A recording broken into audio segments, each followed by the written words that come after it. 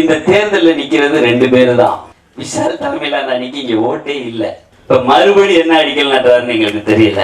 நாங்க உங்களை மாதிரி ஜெயிச்சுட்டு தோத்தவங்களை நீக்க மாட்டோம். தேவையில்லாத நாடகங்களை திரும்ப திரும்ப அரங்கேற்றாதீங்க, அது உங்களுக்கு கெட்ட பேர். அனைவருக்கும் வணக்கம்.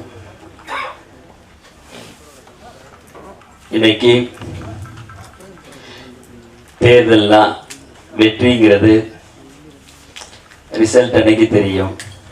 ஆனா கடந்த வாரமே இந்த அணி வெற்றி பெற்றுச்சுன்னு அண்ணன் தான் அண்ணன் சேர்ந்து எங்களை உங்கள் முன்னாடி எங்களோட சேர்ந்து இந்த அணி வெற்றி பெற்றுச்சுன்னு அறிவிச்சாரு. அதையும் மெருகூட்டுற வகையில் மாபெரும் வெற்றி அப்படிங்கிறத இன்னைக்கு அண்ணன் கலைப்புலி சேகர் அண்ணன் சேர்ந்ததுனால எங்களுக்கு கிடைச்சிருக்கு. அண்ணன் சேகரன் அவர்களுக்கும் அண்ணன் சிவா அவர்களுக்கும் அண்ணன் தான் அவர்களுக்கும் இந்த நேரத்தில் உங்கள் முன் நன்றியை நாங்கள் சொல்லிக்கொள்ள கடமைப்பட்டிருக்கிறோம். தேர்தல் ப்ரொடியூசர்ஸ் எவ்வளோ தூரம் பாதிக்கப்பட்டிருக்காங்க ஏற்கனவே உங்களுக்கெல்லாம் சொல்லியிருக்கோம். அவங்களுக்கு என்ன செய்யணும், என்ன செய்ய முடியும் அப்படின்லாம் ஏற்கனவே தேர்தல் அறிக்கையெல்லாம் கொடுத்துட்டோம். இந்த தேர்தலில் நிற்கிறது 2 பேரு தான். ஒன்று அவர் KR தலைமையிலான அணி, இன்னொன்று ராதாகிருஷ்ணன் தலைமையிலான அணி. விஷால் தலைமையிலான அணிக்கு இங்கே ஓட்டே இல்லை. ஒரு 100 ஓட்டு கூட அவங்க வாங்க மாட்டாங்க. நீங்கள் 2ஆம் தேதி என்ன போது தெரிஞ்சுக்கிறீங்க. இது ப்ரொடியூசர்ஸ் கவுன்சில். இங்கே யாருக்கு ஓட்டு போடணும்னு சொல்லி எல்லா தயாரிப்பாளர்களுக்கும் தெரியும். அவங்களாம் ஆல்ரெடி டிசைட் பண்ணிட்டாங்க. ஓட்டுலாம் கேட்டுட்டு வெளியூர்லாம் போயிட்டு இப்போ ஒன்றும் நடக்காதுன்னு தான் என் நண்பர் விஷால் வந்து புதுசாக ஒரு புது திட்டத்தை அறிவிச்சிருக்காரு.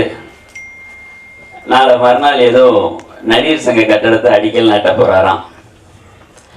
கடந்த வருடம் மார்ச் 5ஆம் தேதி அதுக்கு அடிக்கல் நாட்டினது நானும் அண்ணன் நாசர் அண்ணனும். ஏன்னா மார்ச் 5 எங்க 2 பேருடைய பிறந்த நாள். அன்னைக்கே வாஸ்துபடி இன்னைக்கு தான் அடிக்கல் நாட்டன்னு சொல்லி குழியெல்லாம் தோண்டி களை போட்டு மூடி எல்லாம் பண்ணிட்டோம். இப்ப மறுபடி என்ன அடிக்கல் நாட்டுறாருன்னு எங்களுக்கு தெரியல. உண்மை, கடந்த வருடம் மார்ச் 5ஆம் தேதி நாசரண்ணனுக்கு எனக்கு பிறந்த நாள். அன்னைக்கே அடிக்கல் நாட்டணும், வாஸ்து பண்ணணும் அப்படின்னு சொல்லி ஆட்களை கூட்டிட்டு வந்து ஒரு குழியை தோண்டி செங்கல்லாம் போட்டு மூடிட்டோம். இப்ப இது புதுசா 100 அடிக்கல் நாட்டுறாரு. அது எதுக்குன்னு தெரியல. இது ப்ரொடியூசர்ஸ் தேர்தல்.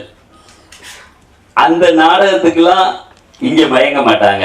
அவர் என்ன நினைக்கிறாரு, இங்க நான் சொன்னதை செஞ்சுட்டேன், அடிக்கல் நாட்டிட்டேன் அப்படின்னா இங்க ஓட்டு போட்டுருவாங்க அப்படின்னு நினைக்கிறாரு. நண்பருக்கு தேர்தலை தெரியாது. தேர்தலை தெரிஞ்சுக்கிறதுனா, தேர்தலுங்கிறது ஒவ்வொரு கூட்டத்திலையும் மக்களுடைய மனநிலை மாறும்.